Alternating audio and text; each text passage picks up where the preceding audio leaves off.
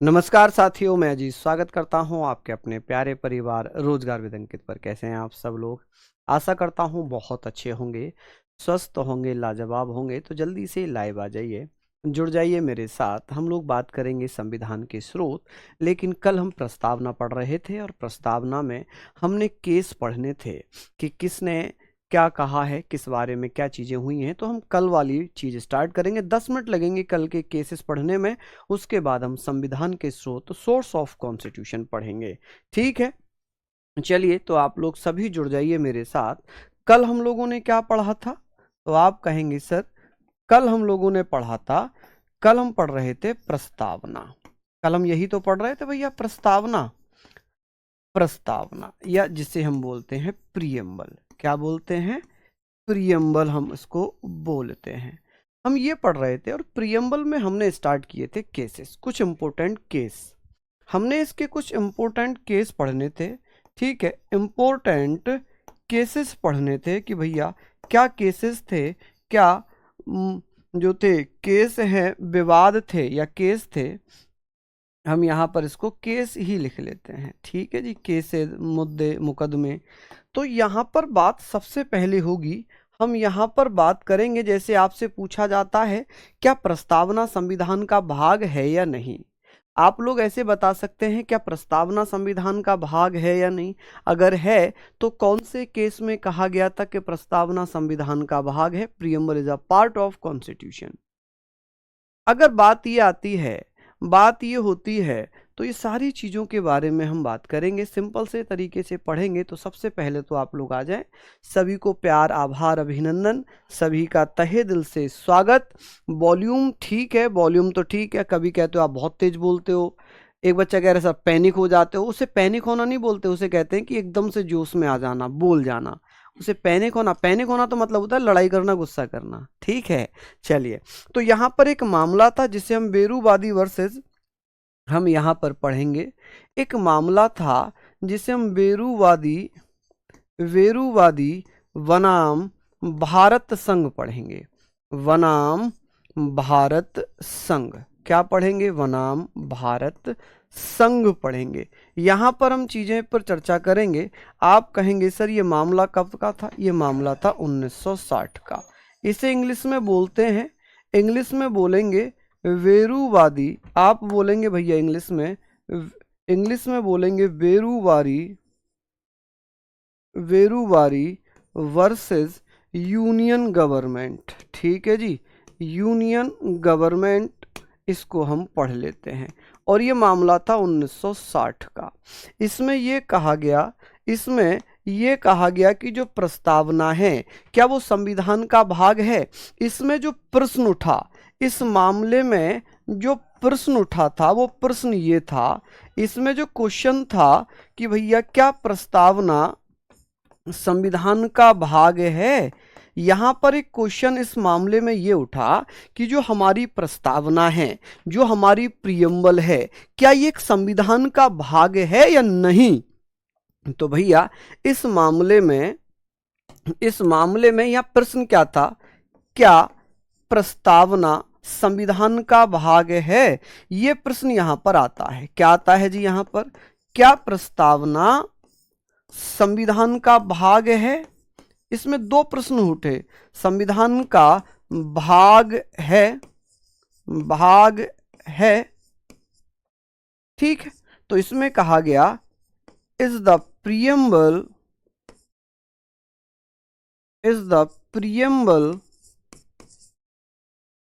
a part of constitution, a part of constitution। पहला प्रश्न बना क्या प्रस्तावना संविधान का भाग है। दूसरा प्रश्न बना क्या प्रस्तावना में संशोधन किया जा सकता है। क्या प्रस्तावना में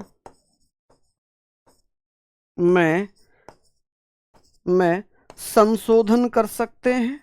क्या भैया प्रस्तावना में संशोधन कर सकते हैं? अमेंडमेंट, संशोधन, अमेंडमेंट कर सकते हैं। ये प्रश्न बना, अमेंडमेंट कर सकते हैं।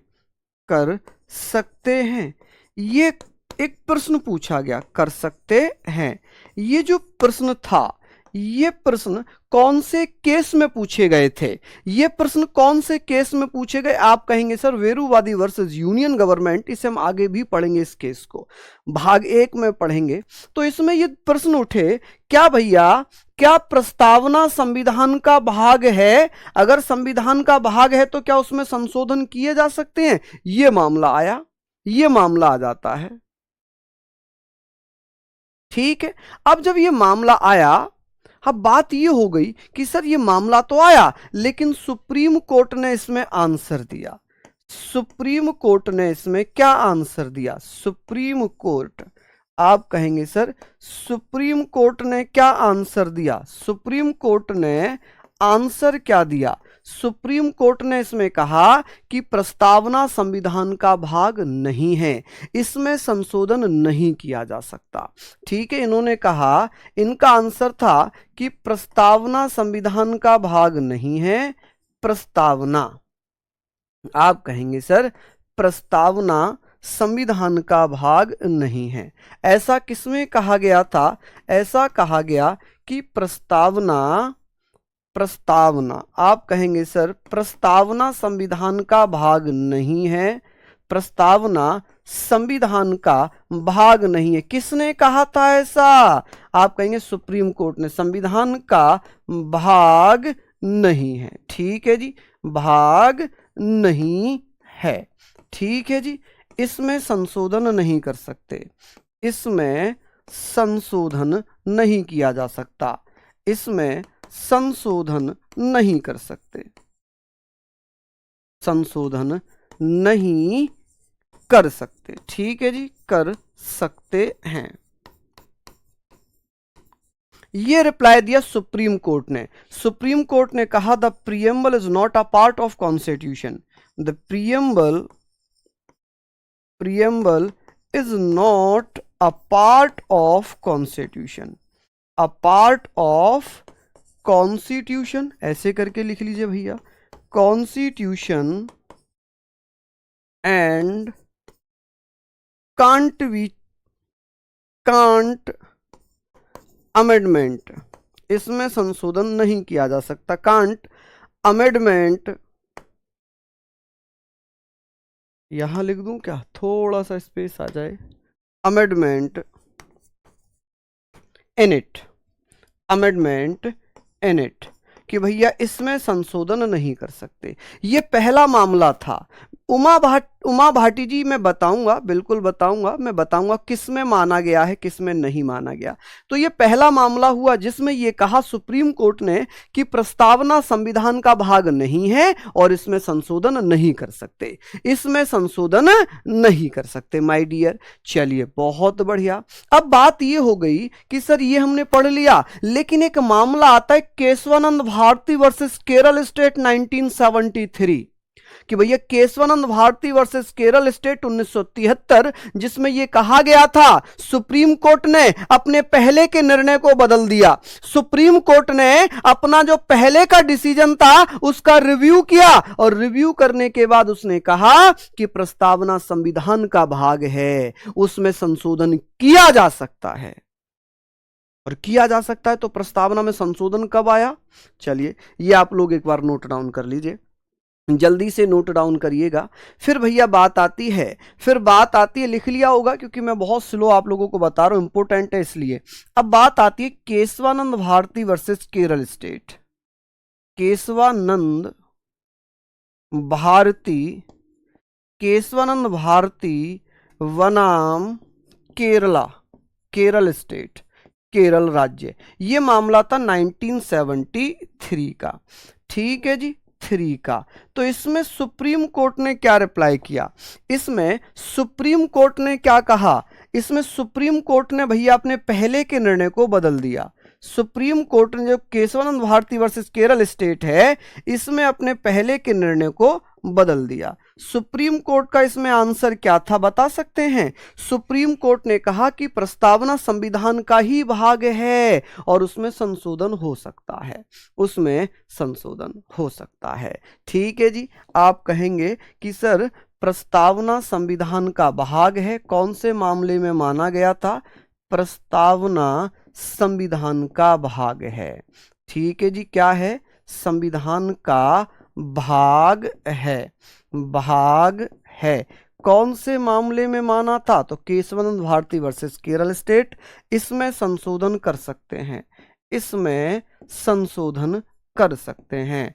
ठीक है जी, संशोधन कर सकते हैं। किस मामले में कहा था? जल्दी से बताइए। कर सकते हैं, ये हम लोग यहां पर पढ़ेंगे। ठीक है, आप कहेंगे प्रियम्बल, आप कहेंगे सर प्रियम्बल।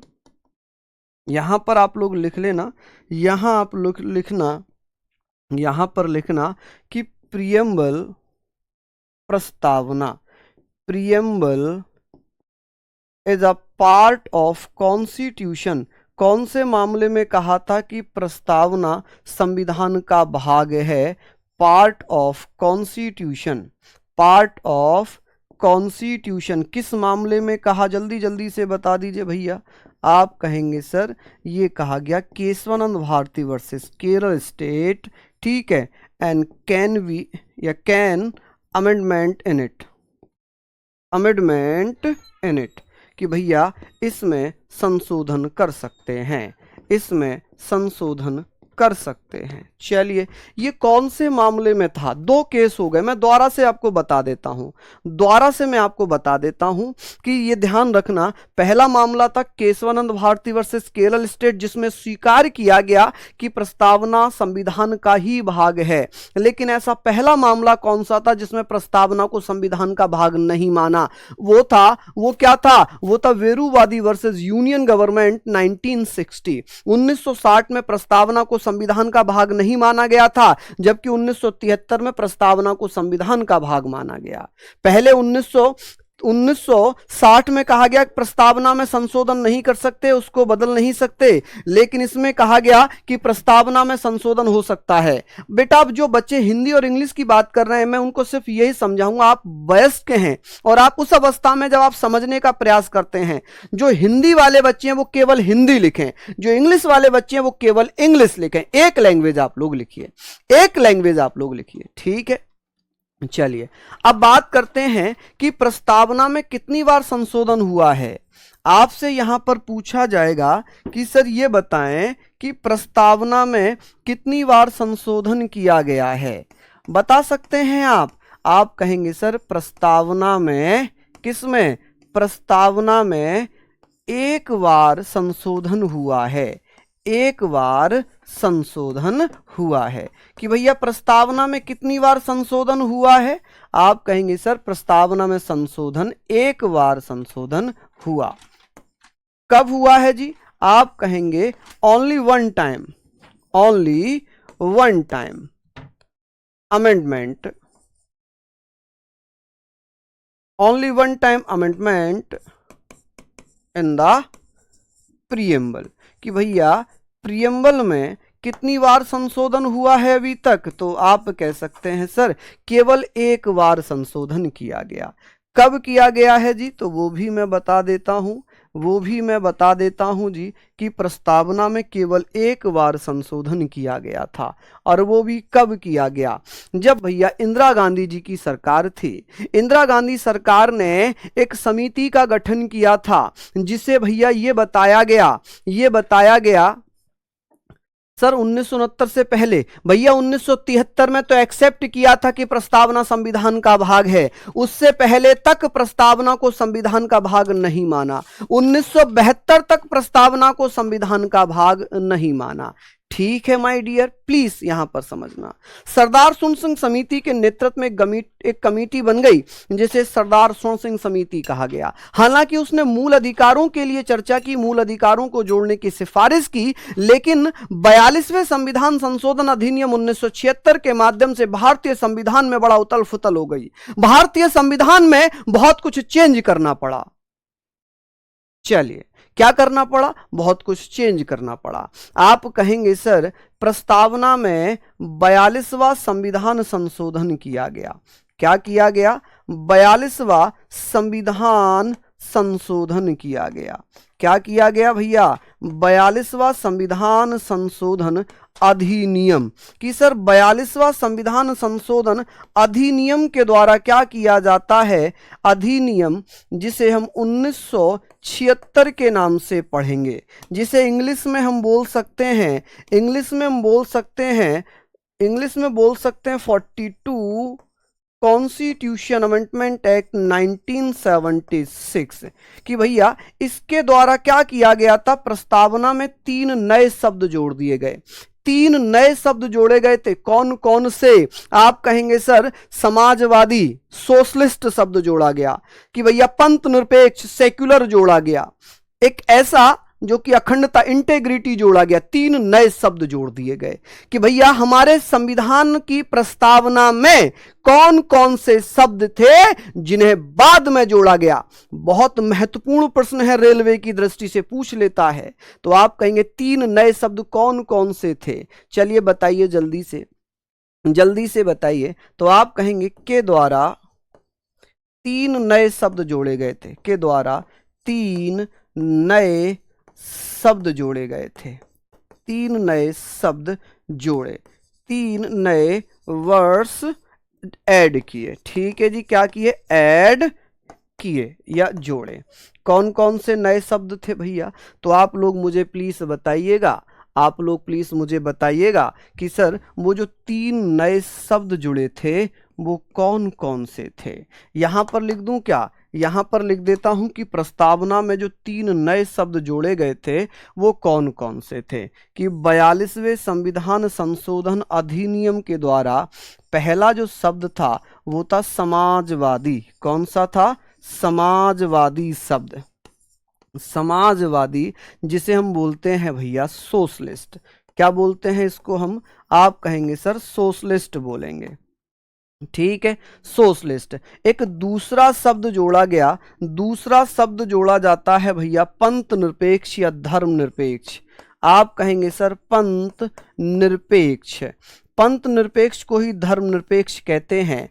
क्या कहते हैं जी इसको, इसे हम धर्म निरपेक्ष यानी कि सेक्युलर कहते हैं। क्या कहते हैं जी, सेक्युलर। आप कहेंगे सर इसको सेक्युलर कहते हैं। चलिए अब तीसरा शब्द जुड़ जाता है, एक तीसरा शब्द जुड़ जाता है जिसे हम बोलते हैं अखंडता। क्या बोलेंगे, अखंडता, कि भैया ये बताइएगा अखंडता को इंटेग्रिटी बोलते हैं। क्या बोलते हैं, इंटेग्रिटी बोलते हैं। तो आप लोग लिखना कि सर क्या बोलेंगे इसको, इंटेग्रिटी बोलेंगे, ठीक है जी, इंटेग्रिटी। अब आप लोग मुझे बता सकते हैं कि सर हमारी प्रस्तावना में कितनी बार संशोधन हुए हैं, तो आप कहेंगे मात्र 1 बार संशोधन हुआ है अभी तक। कब, 42वें संविधान संशोधन अधिनियम 1976 में, जिसमें 3 नए शब्द जोड़े गए थे। ये जो 3 नए शब्द हैं कि सोशलिस्ट और सेक्युलर, ये संविधान की जो प्रस्तावना है उसके प्रथम पैरा में, किसमें जोड़े गए थे, प्रथम पैराग्राफ में, प्रथम पैरा में, ठीक है। आप कह सकते हैं सर फर्स्ट पैरा में, इसको फर्स्ट पैरा में जोड़ा गया था, पैराग्राफ होता है, ठीक है। चलिए ये मत लिखिए, ये नहीं आता है। अगर केवल जर्नल पूछ ले तो आप बता देना कि इनको पहले पैराग्राफ में और इसको छठे पैराग्राफ में जोड़ा था। चलिए ये यहां तक आप लोगों ने पढ़ा। अब हम बात करेंगे हमारी प्रस्तावना में क्या क्या चीजें होंगी। अब बात यहां पर ये आ गई, इसको पहले नोट डाउन कर लीजिए। अगर ये बताइए कि मजा आ रहा है पढ़ने में या नहीं आ रहा है, मजा आ रहा है पढ़ने में, चलिए बहुत बढ़िया। आगे बात करते हैं, ये जो हमारी प्रस्तावना है, ये मैंने आपको बताया था कि हमारी प्रस्तावना में जो न्याय है, न्याय कितने प्रकार का है, धर्मनिरपेक्ष, पंथ निरपेक्ष एक ही है बेटा, एक ही होते हैं। धर्मनिरपेक्ष का मतलब है जिसका कोई विशेष धर्म ना हो, पंथ निरपेक्ष का भी मतलब है जिसका कोई भैया एक पंथ ना हो। चलिए हम लोग बात करेंगे, ये सारी चीजों को आप लोग लिख लीजिएगा, कोई भी दिक्कत अगर हो तो प्लीज मुझे बताएं, प्लीज मुझे बताएं। हम बात करेंगे कि सर न्याय कितने प्रकार का बताया प्रस्तावना में, तो एक तो सामाजिक न्याय की बात हुई, आर्थिक न्याय और राजनीतिक न्याय की बात हो गई कि भैया जस्टिस कितने प्रकार का बताया है प्रस्तावना में, तो सोशल जस्टिस, इकोनॉमिक जस्टिस और पॉलिटिकल जस्टिस। ठीक है, तो आप लोग बताना कि सर स्वतंत्रता कितने प्रकार की बताई है, तो न्याय तो 2 प्रकार का हो जाएगा, स्वतंत्रता 5 प्रकार की, विचार की स्वतंत्रता, अभिव्यक्ति की स्वतंत्रता, विश्वास की स्वतंत्रता, धर्म की स्वतंत्रता, उपासना की स्वतंत्रता। कुल मिलाकर 5 स्वतंत्रताएं हो गई। लिबर्टी की बात होगी, स्वतंत्रता को यहां फ्रीडम नहीं लिबर्टी बोलेंगे। थॉट, एक्सप्रेशन, बिलीफ, फेथ और वर्शिप। ठीक है, उसके बाद हम बात करेंगे समानता। कितने प्रकार की समानता बताई गई है? 2 प्रकार की, प्रतिष्ठा और अवसर। प्रतिष्ठा गरिमा को भी कहते हैं, गरिमा या प्रतिष्ठा एक ही बात है, और अवसर आप यहां पर कहेंगे इक्वलिटी। कितने प्रकार की है? स्टेटस की और अपॉर्चुनिटी की। किसकी? स्टेटस और अपॉर्चुनिटी की। बात आती है भाईचारा। भाईचारा यानी कि बंधुत्व केवल एक प्रकार का बताया गया है। बंधुत्व कितना? केवल एक प्रकार का बताया गया है। नहीं भैया, मैं किसी से नाराज नहीं होता, मेरा कंटेंट सफिशिएंट है। मैं बेटा, आप किसी भी एग्जाम में बैठ जाएं, किसी भी एग्जाम में बैठ जाएं, आप कहीं भी तैयारी कर लें, तो आपको यह ध्यान रखना है कि जो जो चीजें मैं पढ़ा रहा हूं, ये मानकर चलो एक तरीके से रामबाण है। यहां पर पूछा जाता है कि प्रस्तावना में न्याय कितने प्रकार का है। प्रस्तावना में अगर पूछेगा कि प्रस्तावना में न्याय, यहां पर पूछ लेगा सर प्रस्तावना में न्याय कितने प्रकार का है। न्याय यानी कि अगर पूछ ले भैया justice, justice in the preamble, तो आप कहेंगे sir justice in the preamble कितने प्रकार का बताया है जी। जस्टिस इन द प्रीएम्बल आप कहेंगे सर 3 टाइप्स का। 3 टाइप्स का भैया जस्टिस बताया गया है, 3 प्रकार का जस्टिस है। कौन कौन सा जस्टिस हो जाएगा? आप कहेंगे सर 3 प्रकार का जस्टिस होगा। कौन कौन सा जस्टिस होगा? एक तो है जी सामाजिक न्याय। कौन सा है जी? आप कहेंगे सर सामाजिक न्याय। सामाजिक न्याय जिसे हम क्या बोल सकते हैं? Social justice. जिसे हम क्या बोल सकते हैं? Social justice. ठीक है जी, सोशल जस्टिस। यहां पर दूसरा क्या है? आर्थिक न्याय। कौन सा? आर्थिक न्याय। आर्थिक न्याय की भी बात हुई है। आर्थिक न्याय यानी कि इकोनॉमिक जस्टिस। कौन सा? Economic justice. ठीक है जी, इकोनॉमिक जस्टिस। ठीक है, और एक भैया आप कह सकते हैं, एक आप कह सकते हैं सर राजनीतिक न्याय। कौन सा?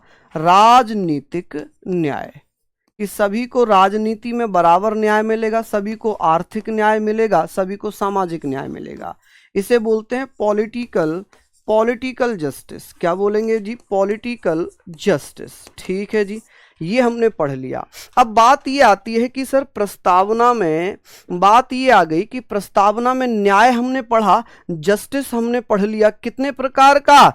3 प्रकार का। कितने प्रकार का पढ़ लिया? 3 प्रकार का। लेकिन अगर ये आए कि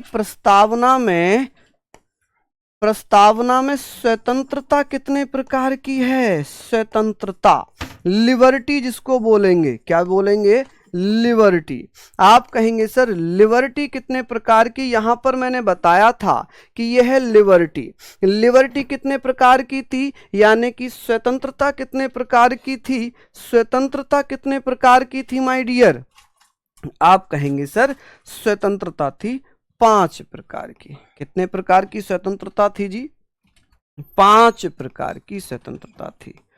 5 टाइप्स की स्वतंत्रता है। 5 टाइप्स की स्वतंत्रता है। कौन कौन सी? आप कहेंगे सर कौन कौन सी स्वतंत्रताएं हो जाएंगी? थॉट, बहुत बढ़िया, मनीषा सिंह कह रही है सर थॉट है, एक्सप्रेशन है, बिलीफ है, फेथ है, वर्शिप। बहुत बढ़िया। आप कहेंगे सर किस किस की? विश्वास की स्वतंत्रता किसकी होगी भैया? यहां पर आप कह सकते हैं, यहां पर लिखा हुआ है पहले तो आप लिख लीजिए विचार की स्वतंत्रता होगी। विचार की स्वतंत्रता होगी।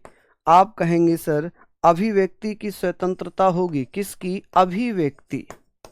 अभिव्यक्ति की स्वतंत्रता।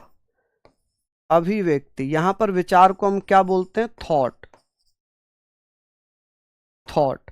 अभिव्यक्ति को हम बोलते हैं एक्सप्रेशन, कि आप अपनी भावनाओं को, अपने विचारों को एक्सप्रेशन कर सकते हैं, एक्सप्रेशंस। यानी कि अगर आप अपनी भावनाओं का एक्सप्रेशन कर रहे हैं कि आपको कोई बहुत अच्छा लग रहा है, आपने बोल दिया जी अच्छा लग रहा है, काम बन गया तो ठीक है, नहीं बना तो कोई बात नहीं। लेकिन अगर आप ज़बरदस्ती करने लग जाएं तो फिर तो चांटे पड़ेंगे, फिर तो चप्पल भी पड़ेंगे, फिर तो चप्पल भी पड़ेंगे। ठीक है जी, चलिए ये बताइए क्या इसमें आप लोगों को समझ में आ रही हैं चीज़ें? आ रही हो तो दिल जरूर दे देना, एक बार दिल जरूर देना। शब्दों को भी डिफाइन करूंगा मैं, वैसे आपके एग्जाम में शब्दों की परिभाषा नहीं पूछी जाती है, फिर भी अगर आप कह रहे हैं तो मैं ज़रूर करने का प्रयास करूंगा। यहाँ पर हो जाएगा। अब बात हो गई सर, विचार हो गए, अभिव्यक्ति हो गई। अब भैया किसका विश्वास हो जाता है? विश्वास। विश्वास को हम क्या बोलते हैं? बिलीफ बोलते हैं। क्या बोलते हैं भैया? आप कहेंगे सर बिलीफ। ठीक है जी। धर्म, धर्म को यहाँ पर रिलीजियन मत पढ़ना, इसको फेथ बोलते हैं। क्या बोलते हैं? फेथ बोलते हैं। अब बचा क्या? उपासना। क्या बच गया? उपासना। ठीक है, यानी कि उपासना किसी लड़की का नाम नहीं है। उपासना यहाँ किसे कह रहे हैं? उपासना यहाँ कह रहे हैं भैया वर्शिप को। किसको कह रहे हैं हम लोग यहाँ पर? वर्शिप, यानी कि पूजा। आपकी मर्जी, आप किसको भी पूछ सकते हो, किसको भी पूछ सकते हो। तो भैया प्रस्तावना में 5 प्रकार के विचार हो गए, 5 प्रकार की स्वतंत्रता हो गई, लिबर्टी हो गई, जिसमें विचार, अभिव्यक्ति, विश्वास, धर्म और उपासना। अब बात ये आती है कि सर ये और बता दो कि प्रस्तावना में, ये और बता दो कि प्रस्तावना में समानता कितने प्रकार की बताई है? समानता, समानता। इक्वलिटी कितने प्रकार की है? आप कहेंगे सर इक्वलिटी कितने प्रकार की बताई गई है? इक्वलिटी है भैया 2 टाइप्स की।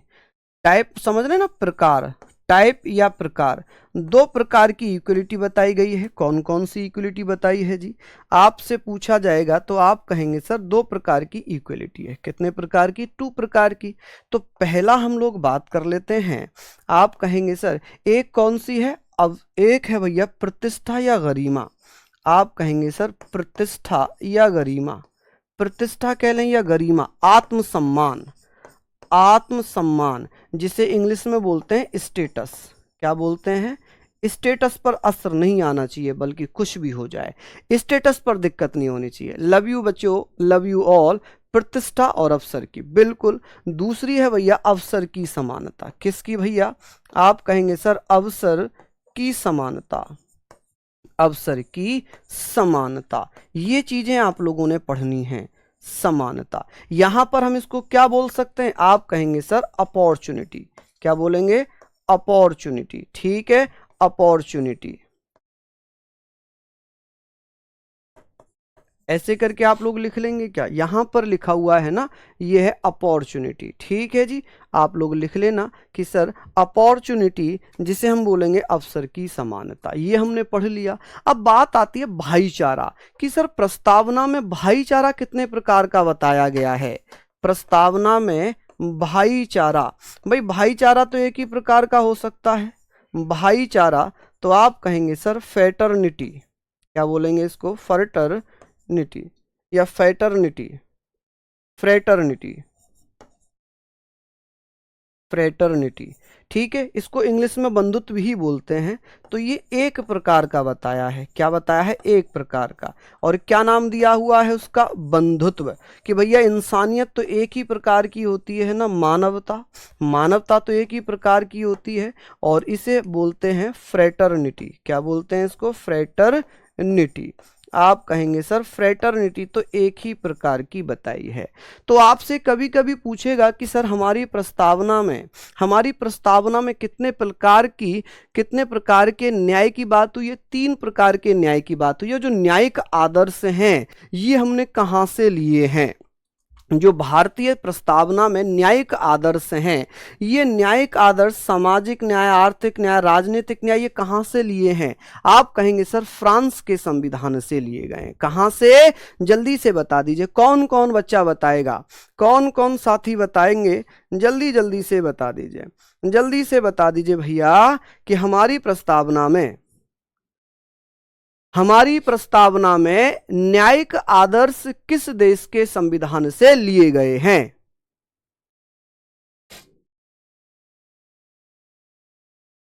चलिए बहुत बढ़िया।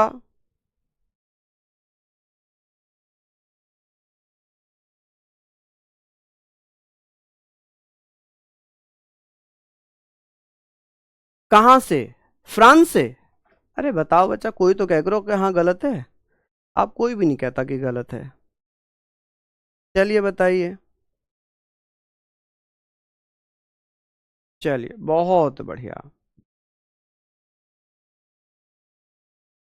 चलिए मैं बात करूंगा। देखिए मैं दो तीन चीज़ों की बात करूंगा यहाँ पर। मैं दो तीन चीज़ों की बात करूंगा। यहाँ मैं दो तीन चीज़ों के बारे में बात करने वाला हूँ, और वो ये पॉइंट आप लोग प्लीज़ लिखना, मेरी रिक्वेस्ट है। आपको लग रहा होगा सर बहुत धीरे करा रहे हैं, लेकिन बेटा बात यह है कि जब हमारा बेसिक ही स्ट्रांग नहीं होगा तब दिक्कत हो जाएंगी। जो न्यायिक आदर्श हैं, जैसे ये जो न्यायिक आदर्श हैं, ये न्यायिक आदर्श हमने कहाँ से लिए हैं? ये न्यायिक आदर्श हमने कहाँ से लिए हैं? जो कि न्यायिक आदर्श हमने कहाँ से लिए हैं, या इन तीनों को मैं लिख दूं? ये जो तीनों हैं ये हमने रूस से लिए हैं। कहाँ से? रूस यानी कि रसिया। आप कहेंगे सर हमारी प्रस्तावना में ये रसिया से लिए गए हैं। कहाँ से लिए गए हैं? रसिया से। तो अब आप कहोगे कि सर फिर ये बताएं कि समानता, समानता, बंधुत्व और गरिमा, ये वाले जो शब्दावली थी, ये वाली जो शब्दावली है, ये शब्दावली हमने कहाँ से ली है? ये वाली जो शब्दावली है ये हमने कहाँ से ली है? तो आप बताना कि सर जो ये अवसर की समानता है, गरिमा है, बंधुत्व है, ये वाले जो आदर्श हैं ये हमने कहाँ से लिए? ये फ्रांस के संविधान से लिए हैं। कहाँ से? ये हमने फ्रांस के संविधान से लिए हैं। कहाँ से बच्चे? फ्रांस। तो आप कहेंगे सर कि हमारे संविधान में गरिमा, अवसर की समानता, ठीक है, समाजवादी, ये जो शब्द थे, समाजवादी तो यहाँ पर हुआ। ये सारी चीजें हमने कहाँ से ले रही? रूस से। और ये हमने कहाँ से ले लिया? फ्रांस से। कहाँ से? फ्रांस से। बस इतना आप लोग लिख लीजिएगा। आज का ये जो प्रस्तावना वाला टॉपिक था वो खत्म। अब हम बात कर लेते हैं, अब हम बात कर लेते हैं किसके बारे में? तो ये तीनों चीजें ही ली गई हैं। ये तीनों ही चीजें भैया कहाँ से ली हैं? ये तीनों ही चीजें हमने कहाँ से ली हैं? रूस से। रूस से। ठीक है जी, चलिए बहुत बढ़िया। आगे बात करते हैं। अब हम बात करेंगे सर संविधान के स्रोत। आज का हमारा टॉपिक था संविधान के स्रोत।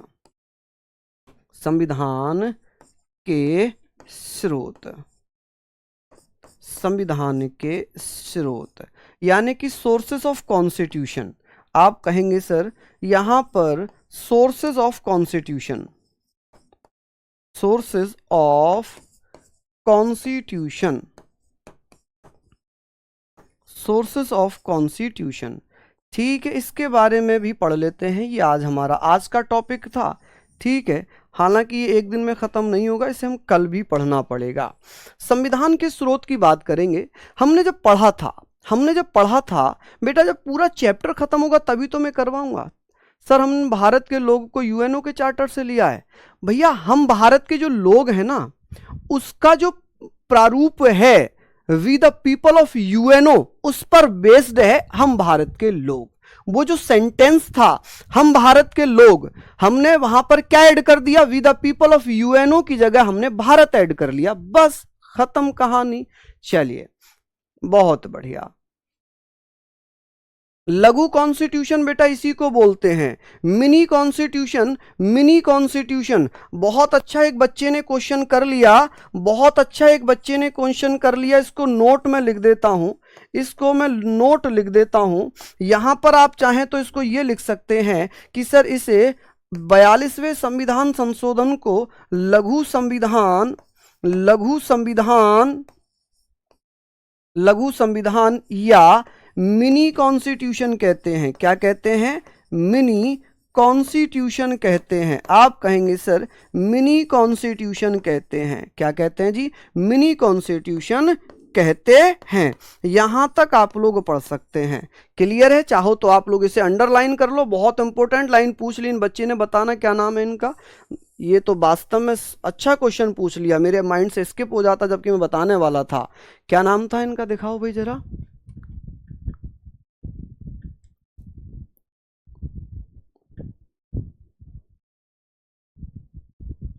चलिए शायद निकल गया, कोई बात नहीं, दोबारा बता देंगे ये। चलिए बहुत बढ़िया, लिख लिया होगा आप लोगों ने, लिख लिया होगा, यहाँ पर हमने पढ़ लिया। हाँ जी, चलिए बहुत बढ़िया, ये इंपॉर्टेंट था तो इसको आप लोग लिख लीजिएगा, लघु संविधान। ठीक है जी, चलो बहुत शानदार, यहां तक आप लोग इसको पढ़ चुके होंगे। ठीक है भैया, आगे बात करते हैं। ये सारी चीजें हमारी हो गई, अब हमारा ये चल रहा है। देखिए, जब संविधान निर्माता संविधान बना रहे थे तो उन्होंने क्या किया, लिबर्टी का मतलब स्वतंत्रता, हमें किस किस प्रकार की स्वतंत्रता मिलती है। सर इसे संविधान की आत्मा कहते हैं। भैया प्रस्तावना को संविधान की आत्मा कहते हैं। ठीक है, चलिए यहां तक आप लोगों ने पढ़ा। हम बात करें संविधान के स्रोत क्या है, सोर्सेस ऑफ कॉन्स्टिट्यूशन। हमारा जो संविधान बना ये कैसे बना है, बता सकते हैं क्या आप लोग, बताइए जल्दी से। आप कहेंगे सर, आप कहेंगे मैंने पूछा क्या नाम था इनका, दिखाओ, फिर निकल गया ऊपर। बेटा इतने कमेंट आ रहे हैं कि हम देख ही नहीं पा रहे हैं। चलो जिसने पूछा उनको बहुत बहुत धन्यवाद। हम यहाँ पर बात करेंगे, हम यहाँ पर इन सारी चीज़ों पर चर्चा कर लेंगे। आप कहेंगे सर कि भैया संविधान निर्माताओं ने कितने देशों का संविधान पढ़ा था। जो संविधान निर्माता थे, संविधान निर्माता जो संविधान बना रहे थे, निर्माताओं के द्वारा, संविधान निर्माताओं द्वारा बेटा 60 देशों के संविधान को पढ़ा, 60 संविधानों को, 60 संविधानों को पढ़ा। ठीक है, संविधानों को पढ़ा कि भैया संविधानों को पढ़ा। कितने संविधानों को पढ़ा, आप कहेंगे sir makers of constitutions, makers of constitution, maker of constitution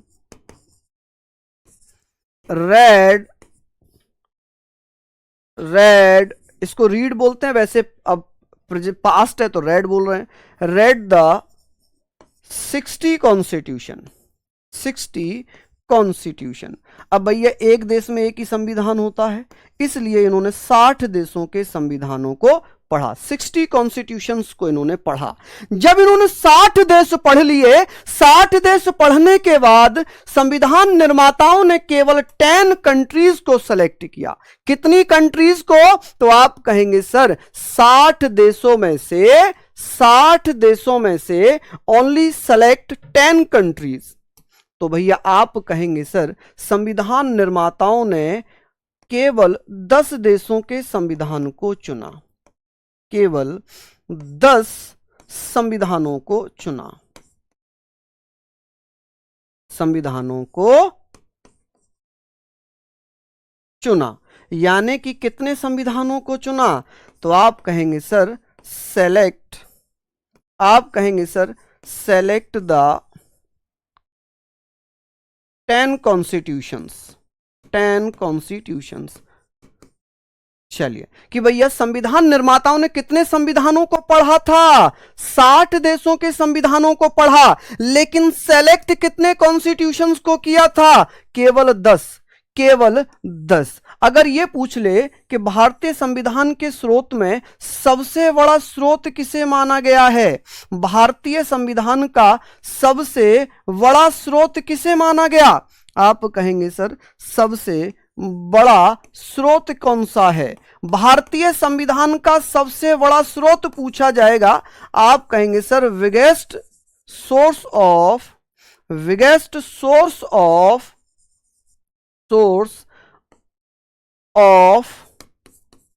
constitution.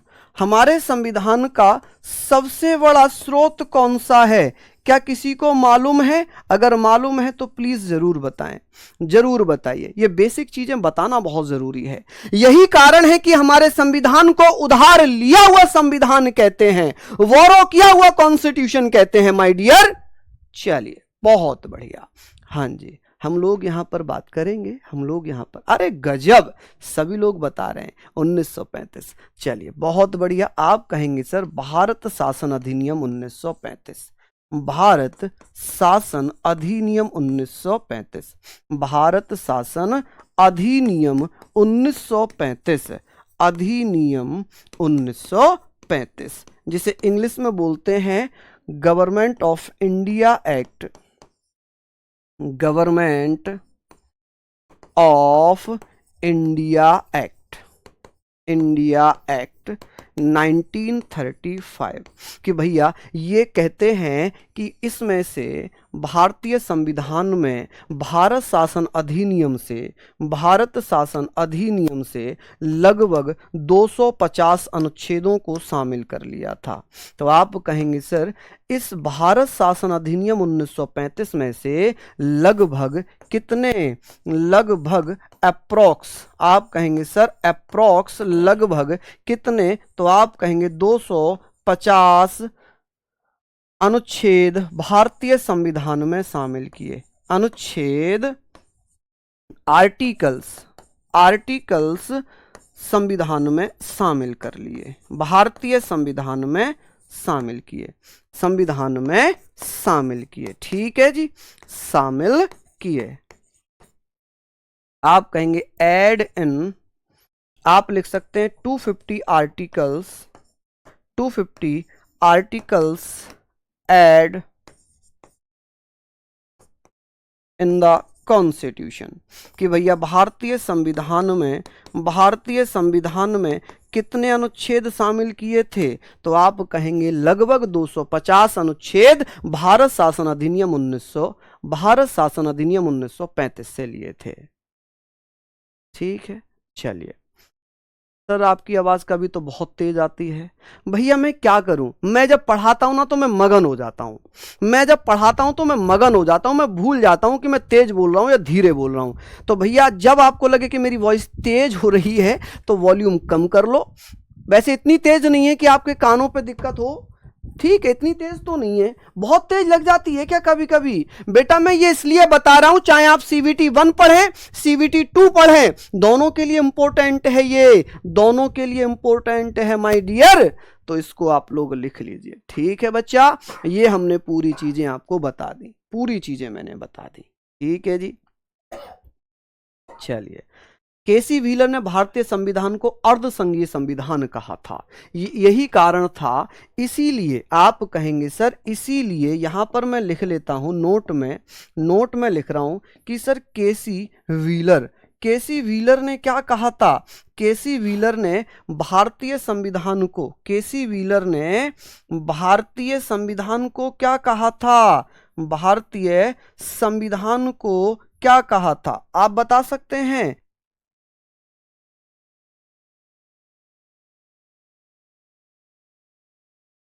भारतीय संविधान को